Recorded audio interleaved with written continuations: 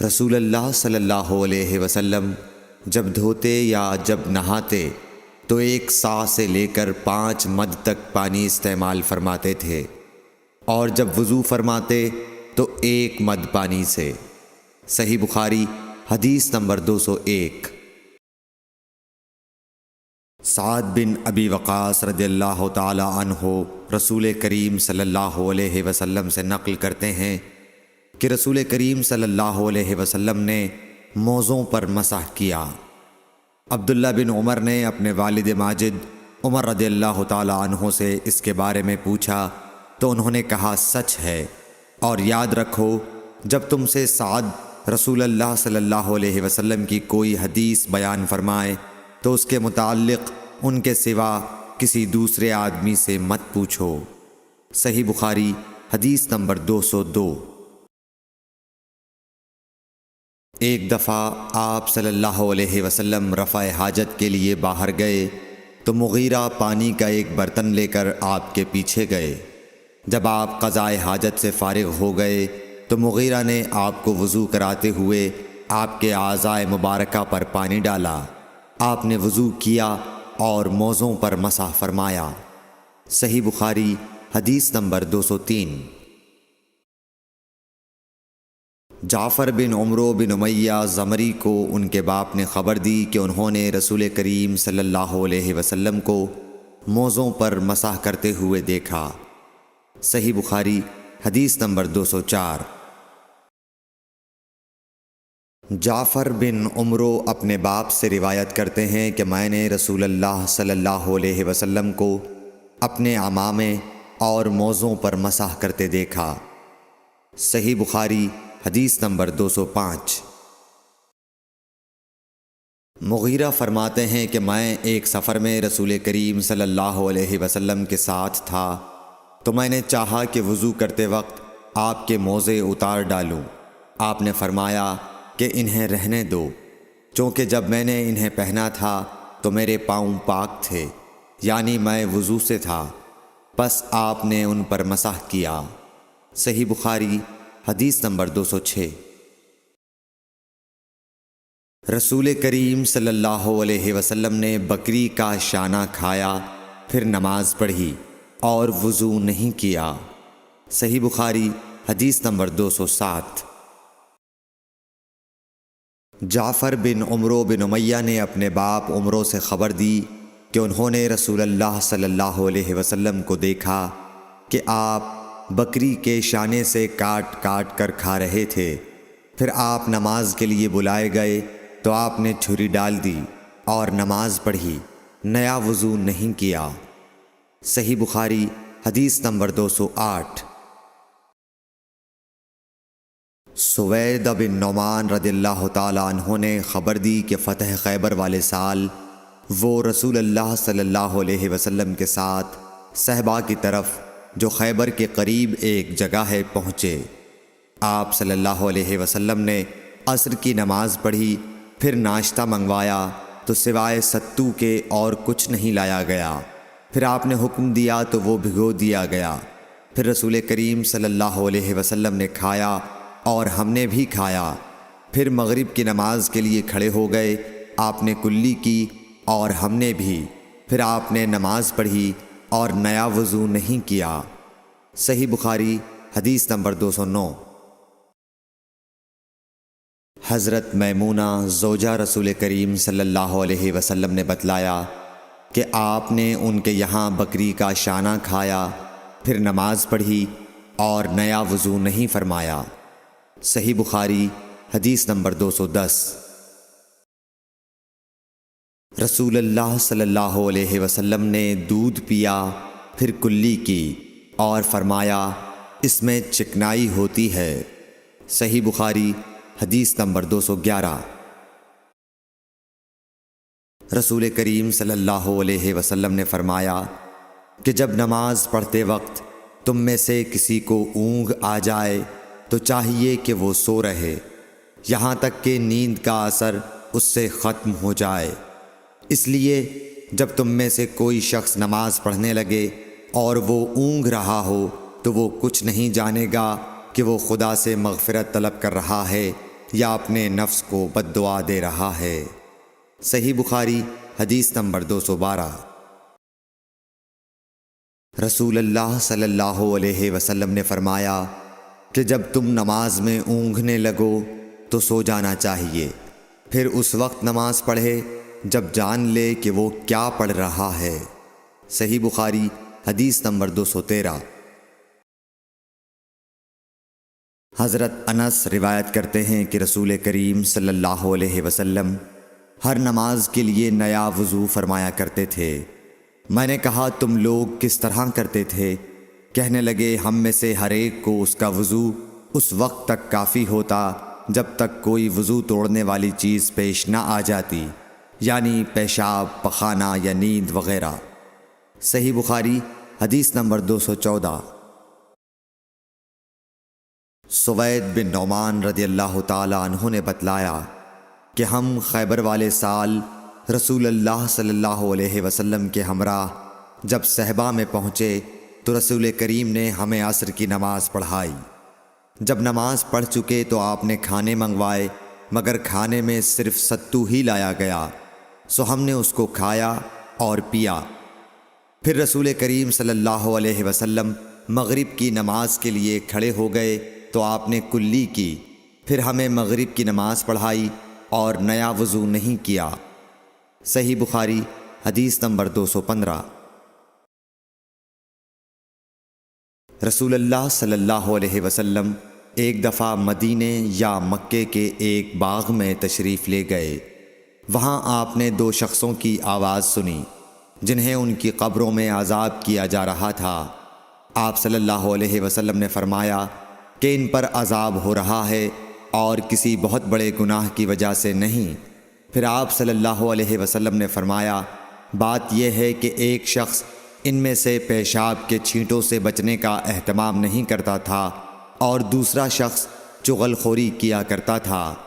پھر آپ صلی اللہ علیہ وسلم نے کھجور کی ایک ڈالی منگوائی اور اس کو توڑ کر دو ٹکڑے کیا اور ان میں سے ایک ایک ٹکڑا ہر ایک کی قبر پر رکھ دیا۔ لوگوں نے آپ صلی اللہ علیہ وسلم سے پوچھا کہ یا رسول اللہ یہ آپ نے کیوں کیا؟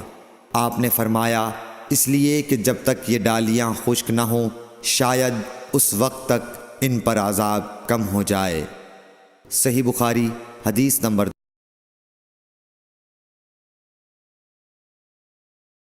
انس بن مالک رضی اللہ تعالی عنہ روایت کرتے ہیں کہ رسول کریم صلی اللہ علیہ وسلم جب رفع حاجت کے لیے باہر تشریف لے جاتے تو میں آپ کے پاس پانی لاتا، آپ اس سے استنجا فرماتے۔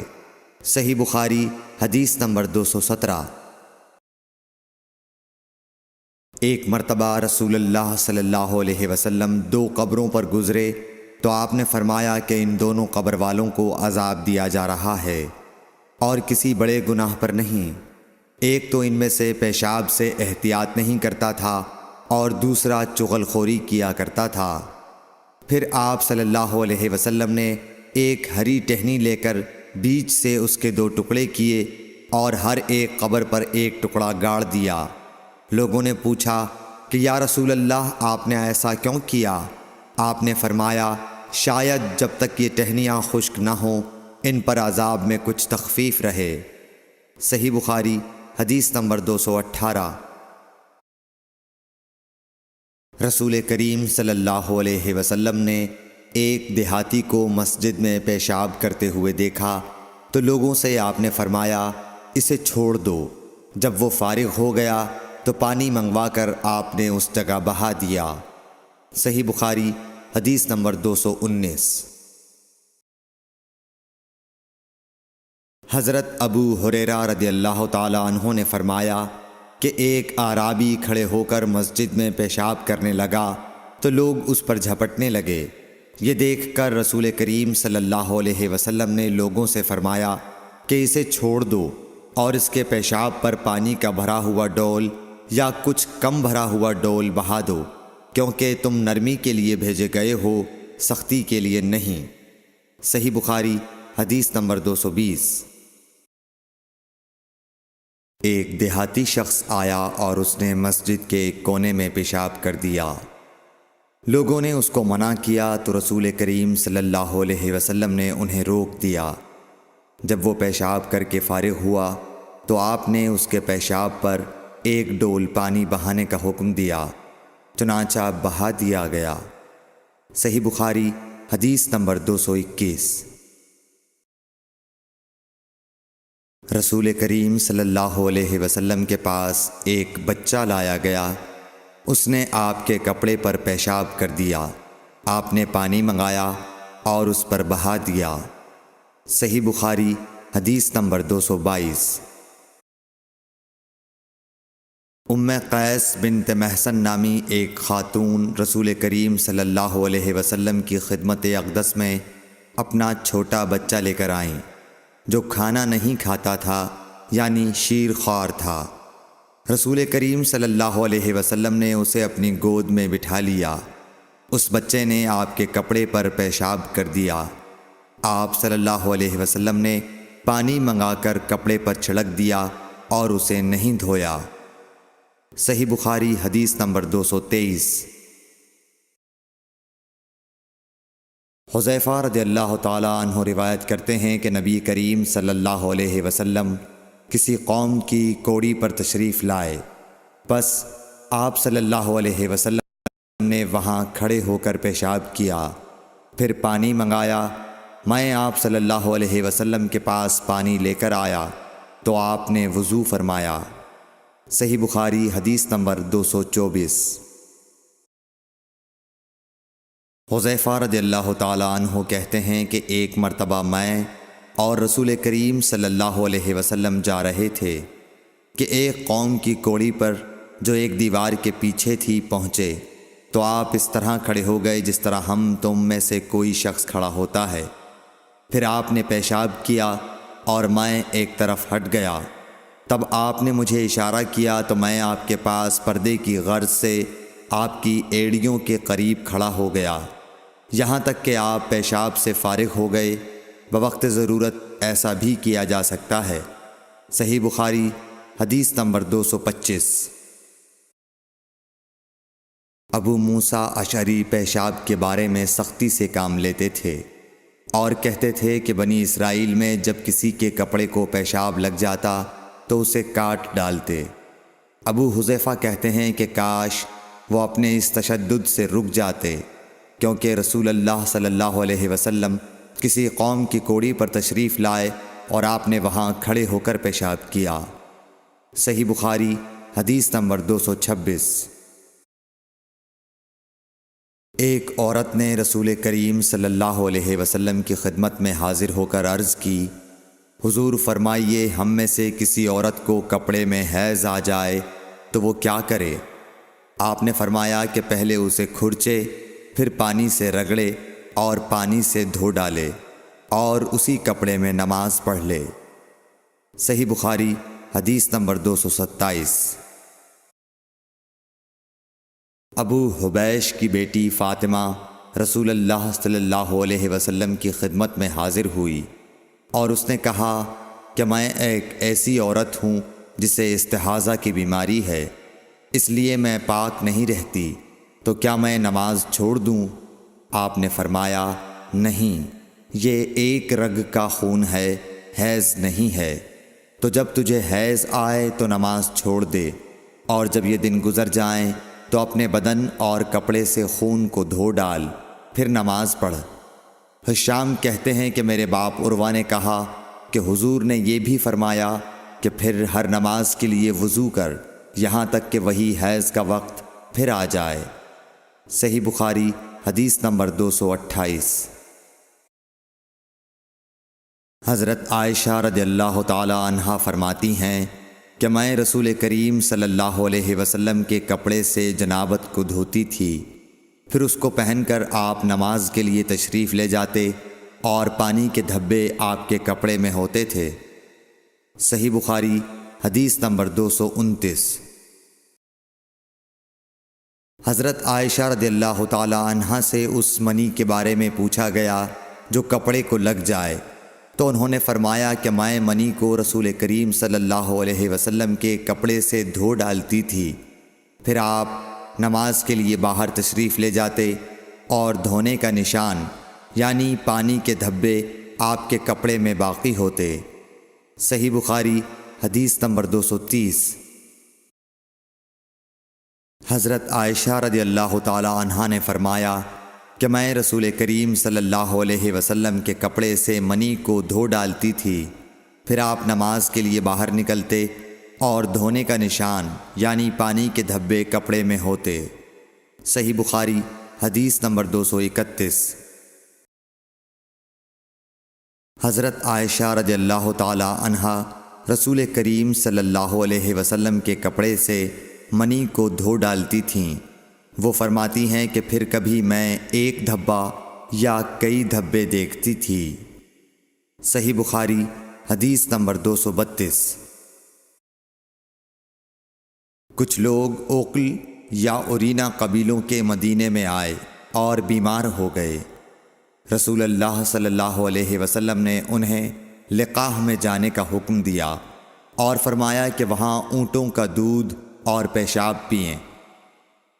چنانچہ وہ لقاح چلے گئے اور جب اچھے ہو گئے تو رسول کریم صلی اللہ علیہ وسلم کے چرواہے کو قتل کر کے وہ جانوروں کو ہانک کر لے گئے۔ الصبح رسول کریم صلی اللہ علیہ وسلم کے پاس اس واقعے کی خبر آئی تو آپ نے ان کے پیچھے آدمی دوڑائے۔ دن چڑھے وہ حضور صلی اللہ علیہ وسلم کی خدمت میں پکڑ کر لائے گئے۔ آپ کے حکم کے مطابق ان کے ہاتھ پاؤں کاٹ دیے گئے اور آنکھوں میں گرم سلاخیں پھیر دی گئیں اور مدینے کی پتھریلی زمین میں ڈال دیے گئے۔ پیاس کی شدت سے وہ پانی مانگتے تھے مگر انہیں پانی نہیں دیا جاتا تھا۔ ابو قلابہ نے ان کے جرم کی سنگینی ظاہر کرتے ہوئے کہا کہ ان لوگوں نے چوری کی اور چرواہوں کو قتل کیا اور آخر ایمان سے پھر گئے اور اللہ اور اس کے رسول سے جنگ کی۔ صحیح بخاری حدیث نمبر 233۔ رسول اللہ صلی اللہ علیہ وسلم مسجد کی تعمیر سے پہلے نماز بکریوں کے باڑے میں پڑھ لیا کرتے تھے۔ صحیح بخاری حدیث نمبر 234۔ رسول کریم صلی اللہ علیہ وسلم سے چوہے کے بارے میں پوچھا گیا جو گھی میں گر گیا تھا۔ فرمایا اس کو نکال دو اور اس کے آس پاس کے گھی کو نکال پھینکو اور اپنا باقی گھی استعمال کرو۔ صحیح بخاری حدیث نمبر 235۔ رسول کریم صلی اللہ علیہ وسلم سے چوہے کے بارے میں دریافت کیا گیا جو گھی میں گر گیا تھا۔ آپ نے فرمایا کہ اس چوہے کو اور اس کے آس پاس کے گھی کو نکال کر پھینک دو۔ صحیح بخاری حدیث نمبر 236۔ رسول اللہ صلی اللہ علیہ وسلم نے فرمایا ہر زخم جو اللہ کی راہ میں مسلمان کو لگے وہ قیامت کے دن اسی حالت میں ہوگا جس طرح وہ لگا تھا۔ اس میں سے خون بہتا ہوگا جس کا رنگ تو خون سا ہوگا اور خوشبو مشک کی سی ہوگی۔ صحیح بخاری حدیث نمبر 237۔ رسول کریم صلی اللہ علیہ وسلم نے فرمایا کہ ہم لوگ دنیا میں پچھلے زمانے میں آئے ہیں مگر آخرت میں سب سے آگے ہیں۔ صحیح بخاری حدیث نمبر 238۔ رسول اللہ صلی اللہ علیہ وسلم نے فرمایا کہ تم میں سے کوئی ٹھہرے ہوئے پانی میں جو جاری نہ ہو پیشاب نہ کرے پھر اسی میں غسل کرنے لگے، یعنی یہ ادب اور نظافت کے خلاف ہے کہ اسی پانی میں پیشاب کرنا اور پھر اسی سے غسل کرنا۔ صحیح بخاری حدیث نمبر 239۔ ایک دفعہ رسول کریم صلی اللہ علیہ وسلم کعبہ شریف میں سجدے میں تھے۔ ایک دوسری سند سے رسول اللہ صلی اللہ علیہ وسلم کعبے کے نزدیک نماز پڑھ رہے تھے اور ابو جہل اور اس کے ساتھی بھی وہیں بیٹھے ہوئے تھے، تو ان میں سے ایک نے دوسرے سے کہا کہ تم میں سے کوئی شخص ہے جو قبیلے کی جو اونٹنی ذبح ہوئی ہے اس کی اوجڑی اٹھا لائے اور لا کر جب محمد صلی اللہ علیہ وسلم سجدے میں جائیں تو ان کی پیٹھ پر رکھ دے۔ یہ سن کر ان میں سے ایک سب سے زیادہ بدبخت آدمی اٹھا اور وہ اوجڑی لے کر آیا اور دیکھتا رہا۔ جب آپ نے سجدہ کیا تو اس نے اس اوجڑی کو آپ کے دونوں کندھوں کے درمیان رکھ دیا۔ عبداللہ بن مسعود کہتے ہیں، میں یہ سب کچھ دیکھ رہا تھا مگر کچھ نہ کر سکتا تھا، کاش اس وقت مجھے روکنے کی طاقت ہوتی۔ عبداللہ کہتے ہیں کہ وہ ہنسنے لگے اور ہنسی کے مارے لوٹ پوٹ ہونے لگے، اور رسول اللہ صلی اللہ علیہ وسلم سجدے میں تھے، بوجھ کی وجہ سے اپنا سر نہیں اٹھا سکتے تھے، یہاں تک کہ حضرت فاطمہ رضی اللہ تعالی عنہا آئیں اور وہ بوجھ آپ کی پیٹھ پر سے اتار کر پھینکا۔ تب آپ نے سر اٹھایا، پھر 3 بار فرمایا، یا اللہ تو قریش کو پکڑ لے۔ یہ بات ان کافروں پر بہت بھاری ہوئی کہ آپ نے انہیں بد دعا دی۔ عبداللہ کہتے ہیں کہ وہ سمجھتے تھے کہ اس شہر مکے میں جو دعا کی جائے وہ ضرور قبول ہوتی ہے۔ پھر آپ نے ان میں سے ہر ایک کا جدا جدا نام لیا کہ اے اللہ ان ظالموں کو ضرور ہلاک کر دے۔ ابو جہل، عتبہ بن ربیعہ، شیبہ بن ربیعہ، ولید بن عتبہ، امیہ بن خلف اور عقبہ ابن ابی معیط کو۔ 7ویں آدمی کا نام بھی لیا مگر مجھے یاد نہیں رہا۔ اس ذات کی قسم جس کے قبضے میں میری جان ہے کہ جن لوگوں کے بد دعا کرتے وقت آپ نے نام لیے تھے، میں نے ان کی لاشوں کو بدر کے کنویں میں پڑا ہوا دیکھا۔ صحیح بخاری حدیث نمبر 240۔ حضرت انس رضی اللہ تعالی عنہ روایت کرتے ہیں کہ رسول اللہ صلی اللہ علیہ وسلم نے ایک مرتبہ اپنے کپڑے میں تھوکا۔ صحیح بخاری حدیث نمبر 241۔ رسول کریم صلی اللہ علیہ وسلم نے فرمایا کہ پینے کی ہر وہ چیز جو نشہ لانے والی ہو حرام ہے۔ صحیح بخاری حدیث نمبر 242۔ سہل بن سعد ساعدی سے سنا کہ لوگوں نے ان سے پوچھا، اور میں اس وقت سہل کے اتنا قریب تھا کہ میرے اور ان کے درمیان کوئی دوسرا حائل نہ تھا، کہ رسول اللہ صلی اللہ علیہ وسلم کے احد کے زخم کا علاج کس دوا سے کیا گیا تھا۔ انہوں نے کہا کہ اس بات کا جاننے والا اب مجھ سے زیادہ کوئی نہیں رہا۔ علی رضی اللہ تعالی عنہ اپنی ڈھال میں پانی لاتے اور حضرت فاطمہ رضی اللہ تعالی عنہا آپ کے منہ سے خون دھوتیں، پھر ایک بوریا کا ٹکڑا جلایا گیا اور آپ کے زخم میں بھر دیا گیا۔ صحیح بخاری حدیث نمبر 243۔ ابو بردہ اپنے باپ سے نقل کرتے ہیں کہ میں ایک مرتبہ رسول کریم صلی اللہ علیہ وسلم کی خدمت میں حاضر ہوا تو میں نے آپ کو اپنے ہاتھ سے مسواک کرتے ہوئے پایا، اور آپ کے منہ سے او او کی آواز نکل رہی تھی، اور مسواک آپ صلی اللہ علیہ وسلم کے منہ میں تھی جس طرح آپ قے کر رہے ہوں۔ صحیح بخاری حدیث نمبر 244۔ رسول کریم صلی اللہ علیہ وسلم جب رات کو اٹھتے تو اپنے منہ کو مسواک سے صاف کرتے۔ صحیح بخاری حدیث نمبر 245۔ رسول کریم صلی اللہ علیہ وسلم نے فرمایا کہ میں نے دیکھا کہ خواب میں مسواک کر رہا ہوں تو میرے پاس 2 آدمی آئے، ایک ان میں سے دوسرے سے بڑا تھا، تو میں نے چھوٹے کو مسواک دے دی، پھر مجھ سے کہا گیا کہ بڑے کو دو، تب میں نے ان میں سے بڑے کو دی۔ صحیح بخاری حدیث نمبر 246۔ رسول اللہ صلی اللہ علیہ وسلم نے فرمایا کہ جب تم اپنے بستر پر لیٹنے آؤ تو اس طرح وضو کرو جس طرح نماز کے لیے کرتے ہو، پھر داہنی کروٹ پر لیٹ کر یوں کہو، اے اللہ میں نے اپنا چہرہ تیری طرف جھکا دیا، اپنا معاملہ تیرے ہی سپرد کر دیا، میں نے تیرے ثواب کی توقع اور تیرے عذاب کے ڈر سے تجھے ہی پشت پناہ بنا لیا، تیرے سوا کہیں پناہ اور نجات کی جگہ نہیں۔ اے اللہ جو کتاب تو نے نازل کی میں اس پر ایمان لایا، جو نبی تو نے بھیجا میں اس پر ایمان لایا، تو اگر اس حالت میں اسی رات مر گیا تو فطرت پر مرے گا، اور اس دعا کو سب باتوں کے آخر میں پڑھ۔ حضرت برا کہتے ہیں کہ میں نے رسول اللہ صلی اللہ علیہ وسلم کے سامنے اس دعا کو دوبارہ پڑھا۔ جب آمنت بکتابک الذی انزلت پر پہنچا تو میں نے ورسولک کا لفظ کہہ دیا۔ آپ نے فرمایا نہیں، یوں کہو ونبیک الذی ارسلت۔ صحیح بخاری حدیث نمبر 247۔ نبی کریم صلی اللہ علیہ وسلم جب غسل فرماتے تو آپ پہلے اپنے دونوں ہاتھ دھوتے، پھر اسی طرح وضو کرتے جیسا نماز کے لیے آپ وضو کیا کرتے تھے۔ پھر پانی میں اپنی انگلیاں داخل فرماتے اور ان سے بالوں کی جڑوں کا خلال کرتے، پھر اپنے ہاتھوں سے 3 چلو سر پر ڈالتے، پھر تمام بدن پر پانی بہا لیتے۔ صحیح بخاری حدیث نمبر 248۔